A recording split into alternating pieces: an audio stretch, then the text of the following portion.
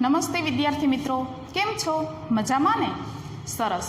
તો ચાલો બાળકો, આજે આપણે ધોરણ 10 વિષય ગુજરાતી તેનો ગદ્ય નંબર 6 વાયરલ ઇન્ફેક્શન એ પાઠ વિશે અભ્યાસ કરીશું. હવે બાળકો, આપણે સૌ જાણીએ છીએ કે અત્યારનો આ સમય છે એ કોરોનાની મહામારી વચ્ચે ચાલતો સમય છે. હવે દરેક માણસને પોતાની તંદુરસ્તી જાળવવા માટે અવનવા અખતરાઓ છે, અવનવા પ્રયોગ છે એ કરવા પડે છે.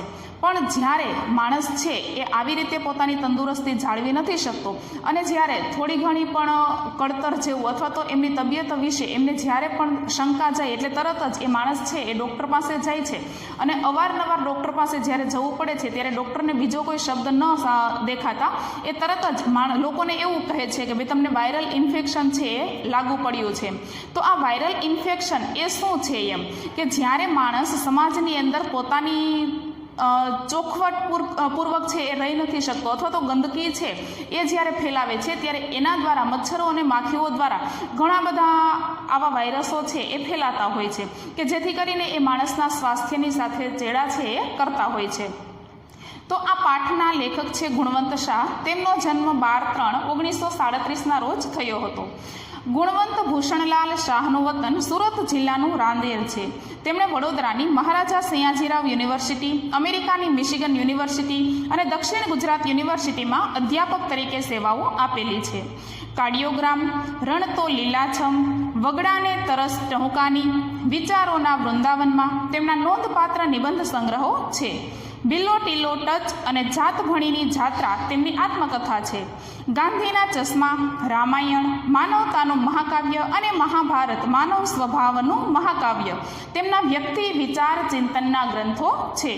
તેમને રણજીતરામ સુવર્ણચંદ્રક તથા દર્શક એવોર્ડ અને ગુજરાત સાહિત્ય અકાદમી ગાંધીનગર દ્વારા સાહિત્ય રત્ન એવોર્ડ છે એ પણ મળ્યા છે. ભારત સરકારના પદ્મશ્રી પુરસ્કારથી પણ તેઓ સન્માનિત થયા છે. આ થયું ગુણવંત શાહનું જીવન છે કે ભાઈ કેવા કેવા પ્રકારના સાહિત્ય સર્જન છે એ તેમણે કરેલા છે અને કેવા કેવા પ્રકારના એવોર્ડ્સ છે એ પણ તેમને મળ્યા છે. મિત્રો, ગુણવંત શાહનું નામ છે એક સારા એવા અત્યારના આધુનિક લેખક તરીકે ગુજરાતી સાહિત્યની અંદર આપણે વારંવાર એમને છે એ સાંભળતા આવ્યા છીએ. આ નિબંધમાં લેખકે આપણા સમાજની અનેક મર્યાદાઓ તરફ આંગળી ચીંધી છે. હવે આ પાઠનો સાહિત્ય પ્રકાર છે એ નિબંધ છે. તો લેખકે આ નિબંધની અંદર અત્યારના આપણા જે સમાજની અનેક મર્યાદાઓ છે એમના તરફ આંગળી છે એ આપણને ચીંધી છે. આપણે આરોગ્યની કાળજી બરોબર લેતા નથી, જેના કારણે અનેક હઠીલા રોગો શરીરમાં ઘર કરી જાય છે. હવે આપણે સૌ જાણીએ છીએ કે ભાઈ પહેલું સુખ તે જાતે નર્યા. જાતે નર્યા મીન્સ કે આપણી જાત છે, આપણું શરીર છે એ જો નિરોગી હશે તો જ બધા સુખો છે તે આપણે ભોગવી શકીશું.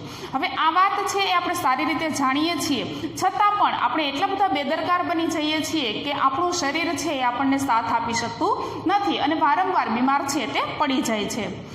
પહેલું સુખ તે જાતે નર્યા એ આપણે ત્યાં કહેવત છે, પણ જીવનમાં ભાગ્ય જ કોઈ ઉતારે છે. હવે આ કહેવત છે એ કોઈ જીવનમાં ભાગ્ય જ ઉતારે છે. બોલવું છે એ સહેલું લાગે છે, પરંતુ એ છે એ આપણા શરીર માટે અનુસરવું છે એ આપણને ખૂબ જ કઠિન લાગે છે. કુટેવો અને આરોગ્ય એક સિક્કાની બે બાજુ છે. અહીં લેખક આપણું ધ્યાન દોરે છે કે જો સફાઈનો મહિમા થશે તો આપોઆપ આરોગ્યમાં પણ સુધારો થશે. કુટેવો અને આરોગ્ય આ બંને છે એક સિક્કાની બંને બાજુ છે. કારણ કે જો આપણે સારી ટેવો છે એ નહીં રાખીએ, અમુક કુટેવો છે એ જ્યારે આપણા જીવનની અંદર આવી જાય છે ત્યારે આપણે આપણા આરોગ્યને છે એ જાળવી શકતા નથી. કાં તો એક તરફ આપણે આરોગ્ય જાળવવું પડશે અને કાં તો આપણી બીજી બાજુ છે એ આપણે આપણી ટેવો સુધારવી પડશે. જો ખાવા પીવા બાબતની કે ગંદકી બાબતની અમુક કુટેવો જો આપણા જીવનની અંદર પ્રવેશી જાય છે તો આપણું આરોગ્ય છે એ આપમેળે જ બગડવા લાગે છે. એ જ રીતે પાન, ગુટકા, સિગારેટ જેવા વ્યસનોમાં લોકો ડૂબેલા છે. હવે આપણે જાણીએ છીએ કે ભારતનું યુવાધન છે એ અત્યારે આપણને જ્યાં તમે જુઓ છો ત્યાં તમને એ પાન, માવા અને ગુટકા ખાતા છે એ જોવા મળે છે. હવે આટલા બધા લોકો છે એ વ્યસનોની અંદર એટલા ગળાડૂબ છે કે એને બીજી કોઈ માહિતી છે એ પ્રકારની નથી. એમ માત્ર પ્રેમ તત્વ જીવનને સુંદર બનાવે છે એ સંદેશ પણ આ નિબંધમાં પડેલો છે. માત્ર પ્રેમ તત્વ જીવનને સુંદર બનાવે છે. હવે આ એક શબ્દ ઉપર લેખકે ખૂબ સરસ વાત છે એ કરી છે કે પ્રેમ તત્વ એટલે કે માણસ જો કોઈ પણ વ્યક્તિના પ્રેમ વિશે છે એ વાત કરે કે પોતાના ઘર પરિવારની અંદરથી કે માણસને જો પારિવારિક પ્રેમ છે એ મળતો રહે તો પણ માણસનું આરોગ્ય છે એ સારું એવું સચવાઈ રહેતું હોય છે. જો પરિવારની અંદરથી એમને પ્રેમ નથી મળતો તો માણસ છે એ અવળા રસ્તે જવાનો પ્રયત્ન છે એ કરે છે. પછી દારૂ કે જે તે કોઈ એવા નશાનું સેવન છે એ કરે છે અને અંતે એમનું આરોગ્ય છે એ જોખમાય છે. માટે પ્રેમ સંબંધ છે, પ્રેમ તત્વ છે એ પણ જીવનને સુંદર છે એ બનાવે છે. સરળ ગદ્યમાં અનેક મહાનુભાવોના સંદર્ભો દ્વારા લેખકે પોતાની વાતને ધારદાર બનાવી છે અને પ્રજાકીય જાગૃતિનું કામ કર્યું છે. હવે આ ગદ્યની અંદર, આ પાઠની અંદર ઘણા બધા મહાનુભાવો એટલે કે સારા એવા લેખકોની વાત કરતા લેખકે છે એ આપણી આ વાતને છે, આપણા પાઠને ખૂબ જ ધારદાર છે એ બનાવ્યો છે અને પ્રજાકીય જાગૃતિનું કામ છે એ કરેલું છે. એટલે કે ટૂંકમાં લોકોને કેવી રીતે જાગૃત બનાવવા, લોકો કેવી રીતે આનાથી જાગૃત થાય એ વિશેની વાત છે એ લેખકે કરી છે. તો ચાલો બાળકો આપણે જોઈએ આગળનો પાઠ. એક જમાનામાં ચીનના લોકો ગામમાં કોઈ માંદું પડે તો ડાક્ટરને સજા કરતા હતા. સેમ્યુઅલ બટલરે એક એવા આદર્શ સમાજની કલ્પના કરેલી જેમાં માંદા પડનાર માણસે કેદની સજા થાય. હવે એક જમાનામાં ચીનની અંદર એવો રિવાજ હતો કે જો કોઈ માંદું પડે ને તો એ વ્યક્તિને નહીં પરંતુ લોકો છે એ ડૉક્ટરને સજા કરતા, કારણ કે ડૉક્ટર છે એ લોકોના સ્વાસ્થ્ય વિશે જાગૃત નથી રહી શકતા, એટલા માટે લોકો છે એ બીમાર પડે છે. અને સેમ્યુઅલ બટલર એક એવા લેખક છે કે જેમણે એક એવા આદર્શ સમાજની કલ્પના કરેલી હતી કે જેમની અંદર કોઈ માણસ છે એ માંદું પડે તો એને જેલની સજા છે, કેદની સજા છે એ થાય. એટલા માટે ખાસ કરીને માણસ છે એ પોતાનું સ્વાસ્થ્ય સાચવવા માટે રહે એમ. બર્ટાર્ડ રસેલે એક નિબંધમાં ભારે ગમ્મત કરી છે. કાર ખોટકાઈ પડે તો એનો માલિક થોડોક શરમાય છે, પરંતુ માણસ પોતાનું શરીર ખોટકાય તેની વાત બીજાઓ આગળ ગૌરવપૂર્વક કરે છે. હવે બર્ટાર્ડ રસેલ નામના જે લેખક છે એમણે પોતાના એક સાહિત્યની અંદર અથવા તો પોતાના એક નિબંધની અંદર સારી એવી વાત છે એ મશ્કરી ભર્યા રીતે કરી છે કે જો માણસનું વાહન છે, એમની પાસે રહેલી બાઇક કે કાર છે એ રસ્તા ઉપર ખરાબ થાય, ખોટકાય તો માણસને થોડુંક નીચું જોયા જેવું છે એ થાય છે. માણસ છે એ શરમાય છે કે ભાઈ પોતાની પાસે રહેલું વાહન છે એ ખરાબ થઈ ગયું એમ. પણ જ્યારે પોતાનું શરીર છે એ ખરાબ થાય છે ત્યારે એને કોઈ પણ જાતની શરમ છે એ આવતી નથી અને બીજાઓ આગળ એમની વાત છે એ ગૌરવપૂર્વક કરે છે કે ભાઈ મને તો આમ થયું હતું, મને તો આટલા દિવસ હોસ્પિટલમાં રાખ્યો તો, મને તો આટલા બાટલા છે એ ચડાવ્યા.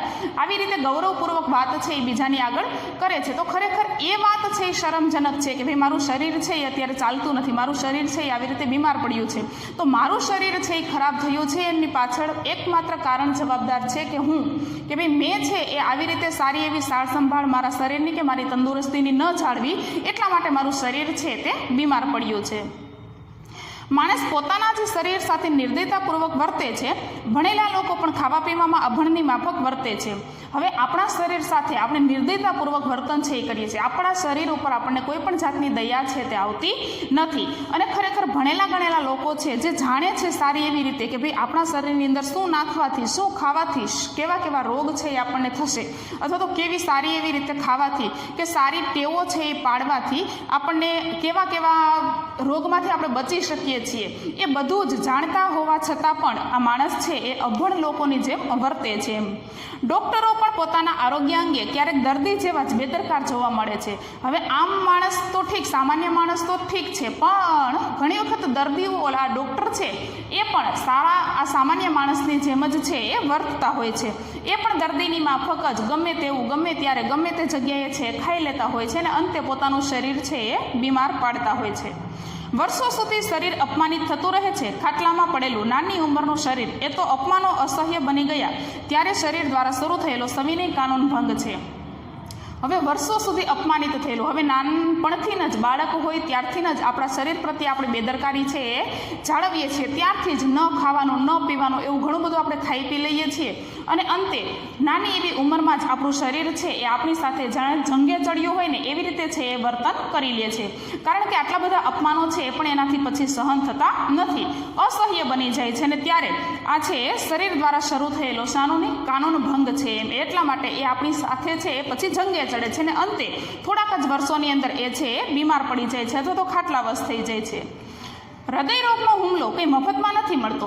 હવે નાની ઉંમરમાં અત્યારે આપણે સમાજની અંદર જોતા રહેલા હોય છો, ઘણી વખત તમે ન્યૂઝપેપર કે કોઈ પણ ટીવી ચેનલોના માધ્યમથી જોતા હોય છો કે ભાઈ આ વ્યક્તિને હાર્ટ એટેક છે એ આવે છે, આ વ્યક્તિને આવા પ્રોબ્લેમ્સ છે એ થાય છે, આટલા નાની ઉંમરમાં લોકોને કેન્સર કે એવી ભયાનક બીમારીઓ છે એ થાય છે. તો એટલા જ વર્ષની અંદર એ માણસના શરીરની અંદર એવી તો શું ખોટ છે એ વર્તાઈ આવી છે કે જેથી કરીને એમનું હૃદય છે એ ચાલતું બંધ થઈ ગયું છે કે અથવા તો એમના રક્તકણો છે એ ઘટી ગયા છે, એમના શરીરની અંદર આવા ફેરફારો છે એ થવા લાગ્યા છે. પણ નાનપણથી જ એમના શરીર પ્રત્યેની એમની બેદરકારી છે એ અંતે ટૂંક સમયમાં જ એમનું શરીર છે એ પછી એમને સાથ આપતું બંધ થઈ જાય છે. શરીરને પોટલું સમજીને કલાકો સુધી ઓફિસની ખુરશીમાં બેસાડી રાખવું પડે છે. હવે હાર્ટ એટેક, હૃદયરોગનો હુમલો છે એ માણસને એમને મળતો નથી. શરીરને એક પોટલું સમજીને ગમે તે જગ્યાએ તમે કલાકો સુધી એક ધારું એમને બેસાડી રાખો છો, માટે તમારું હૃદય છે એ કામ કરતું બંધ થઈ જાય છે. ગમે તે સમયે ગમે તેવું અને ગમે તેટલું ખાવું પડે છે. હૃદયરોગના હુમલા લાવવા માટે માણસને ગમે તે સમયે ગમે તેવું અને ગમે તેટલું છે એ ખાઈ લેવું પડે છે, માટે આપણું હૃદય છે એ કામ કરતું બંધ થાય છે. હૃદયરોગના હુમલા વખતે માણસને પરસેવો વછૂટી જાય છે. જીવનમાં કદી પણ પરસેવો નથી વળ્યો, તેથી શરીરે પોતાના માલિકને કરેલો એક ક્રૂર કટાક્ષ ગણાય. હવે હૃદયરોગનો હુમલો લઈ આવવા માટે અથવા તો જ્યારે માણસને હૃદયરોગનો હુમલો છે એ આવે છે, હાર્ટ એટેક છે એ આવે છે, ત્યારે માણસને પરસેવો છે એ છૂટી જાય છે. આખું શરીર છે એ પરસેવાથી લથબથ છે એ થઈ જાય છે. હવે એમની પાછળનું એકમાત્ર કારણ એવું છે કે તમે આખી જિંદગી દરમિયાન અથવા તો અત્યારના આયુષ્ય સુધીમાં ક્યારેય પણ એટલો બધો પરસેવો પાડ્યો નથી, જેથી કરીને હાર્ટ એટેક આવે છે ત્યારે તમારું શરીર છે એ પરસેવાથી લથબથ છે એ થઈ જાય છે. માટે હાર્ટ એટેક ન આવે એવું જો તમે ઈચ્છતા હોય તો પરસેવો પડે ને એવું કામ છે એ તમારે કરતું રહેવું પડે. રોગ થાય તે માટે સુખી લોકો જે સ્થૂળ સાધના કરે છે તેને બેઠાડુપણું કહેવામાં આવે છે. હવે રોગ થાય એ માટે સુખી લોકો જેને સ્થૂળ સાધના કહે છે એવું એને બેઠાડુપણું કહેવામાં આવે છે. કે સુખી લોકો હોય એમ કે અમારે તો ખાટલેથી પાટલે ને પાટલેથી ખાટલે એવું સુખ છે, અમારે તો ક્યાંય કામ નથી કરવું પડતું એમ.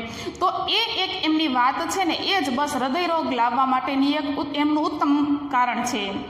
આપણા દેશમાં આવા સાધકોની સંખ્યા ઓછી નથી. હવે ઘણા બધા આપણા દેશમાં સુખી લોકો એવા છે કે જે લોકો સતત 24 કલાકમાંથી 20 કલાક કન્ટિન્યુ એક જ પથારીમાં એક જ ખાટલે છે એ બેઠા રહેતા હોય છે, એક જ ખુરશી ઉપર બેઠા રહેતા હોય છે, અને પછી આવી જ રીતે નાની ઉંમરમાં હૃદયરોગના હુમલાના એ દર્દી છે એ બની જતા હોય છે.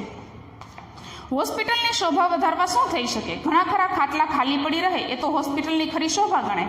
હોસ્પિટલની શોભા વધારવા શું થઈ શકે? કે હોસ્પિટલની અંદર જો ઘણા ખરા ખાટલા, ઘણા ખરા બેડ છે એ ખાલી પડ્યા રહે તો એ તો હોસ્પિટલની શોભા કહેવાય એમ. તો અત્યારે આપણે જે તે કોઈ હોસ્પિટલની અંદર આપણે જોઈએ છીએ કોરોનાની મહામારીની વચ્ચે જ્યારે તમે હોસ્પિટલની કોઈ મુલાકાત લ્યો તો આપણને ત્યાં કોઈ બેડ છે એ ખાલી જોવા મળતો નથી એમ. એટલે એ છે એ હોસ્પિટલની શોભા કહેવાય નહીં, તંદુરસ્ત સમાજની એ નિશાની કહેવાય નહીં. કારણ કે તંદુરસ્ત સમાજ એને કહેવાય કે જ્યાં કોઈ માણસને હોસ્પિટલે છે એ જવું પડતું ન હોય એમ. માણસ ન છૂટકે ડૉક્ટર પાસે જાય તેમાં કશું ખોટું નથી. ન છૂટકે કોઈ કારણ ન હોય છતાં પણ તમારે હોસ્પિટલે છે એ જવું જોઈએ, એ કંઈ ખોટું નથી એમ. તમારું શરીર છે એ સારું છે, સાજું છે કે એની અંદર કોઈ પણ વિક્ષેપ છે એ જોવા તમારે વારંવાર ડૉક્ટર પાસે છે એ જવું જોઈએ. ભલે કોઈ પણ જાતનો રોગ છે એ આપણને નથી, છતાં પણ આપણે ડૉક્ટરની મુલાકાત છે એ લેવી જોઈએ. ખરેખર તો સંપૂર્ણપણે નિરોગી હોય તેવા માણસોએ નિયમિતપણે ડૉક્ટર પાસે જઈ લોહી, કાર્ડિયોગ્રામ અને બીજી બાબતોની ચકાસણી કરાવી લેવી જોઈએ. આપણને એમ હોય કે આપણે સંપૂર્ણપણે નિરોગી છે. હવે ઘણા બધા લોકોનું માનવું એવું હોય છે, એમની માનસિકતા એવી હોય કે જો આપણે ડૉક્ટર પાસે જશું અને અમુક પ્રકારના રિપોર્ટ્સ છે એ કરાવશું તો એની અંદર ન આવવાનું છે એ આવશે, તો પછી વધારાની ચિંતાઓ છે એ આપણને થવા લાગશે. કાં તો તમારું બ્લડ સુગર છે એ વધી ગયું હશે, કાં તો તમારું બ્લડ છે, બીપી છે, બ્લડ પ્રેશર છે એ હાઈ થઈ ગયું હશે, અથવા તો એ લો હશે. આવા ઘણા બધા પ્રશ્નો છે અથવા તો આવી ઘણી બધી વાતો છે એ ડૉક્ટર આપણને રિપોર્ટ દ્વારા છે એ કહે છે કે ભાઈ તમારા શરીરની અંદર આવા બદલાવ છે તે છે એમ. હવે એ જાણીને આપણને ચિંતા ન થાય એટલા માટે માણસ છે ડૉક્ટર પાસે જતો નથી એમ. પોતાનું આરોગ્ય જળવાઈ રહે તે માટેના સૂચનો ડૉક્ટર પાસે કોઈ ફરિયાદ ન હોય ત્યારે માંગવા જોઈએ. પોતાનું આરોગ્ય છે એ જળવાઈ રહે એ માટેના સૂચનો છે એ વારંવાર આપણે ડૉક્ટર પાસે જઈ અને જાણી આવવા જોઈએ. ડૉક્ટરને વારંવાર છે એ પૂછવા જવું જોઈએ કે ભાઈ મારા શરીરની અંદર તમને કોઈ બદલાવ છે એ જોવા મળે છે, અથવા તો અમુક એવા રિપોર્ટ્સ છે એ કરી અને તમે મારા શરીર વિશેની માહિતી છે તે આપો એમ. દાંતના ડૉક્ટર પાસે કોઈ પણ પ્રકારનો દુખાવો ન હોય ત્યારે સમયાંતરે જઈ આવવું જોઈએ. હવે કોઈ પણ જાતનો આપણને દાંતનો દુખાવો નથી છતાં પણ આપણે છે ડેન્ટલ હોસ્પિટલે જઈ દાંતના કોઈ સારા એવા ડૉક્ટર પાસે જઈ અને આપણે એની તપાસ છે એ કરાવવી જોઈએ એમ કે મારા દાંતની અંદર અથવા તો જે તે કોઈ રોગ છે અથવા તો આ મારા શરીરની અંદર કોઈ પણ જાતનો રોગ તો નથી ને, એ વિશેની તપાસ છે એ વારંવાર આપણે ડૉક્ટર પાસે જઈ અને કરાવી લેવી જોઈએ. ડૉક્ટર રોગની જાળવણી માટે છે કે આરોગ્યની? આ પ્રશ્ન ડૉક્ટરોની કમાણી પર સીધો પ્રહાર કરનારો છે. હવે ડૉક્ટરોની જરૂર છે એ સમાજને શા માટે છે? એમ કે રોગની જાળવણી માટે કે પછી આરોગ્યની જાળવણી માટે?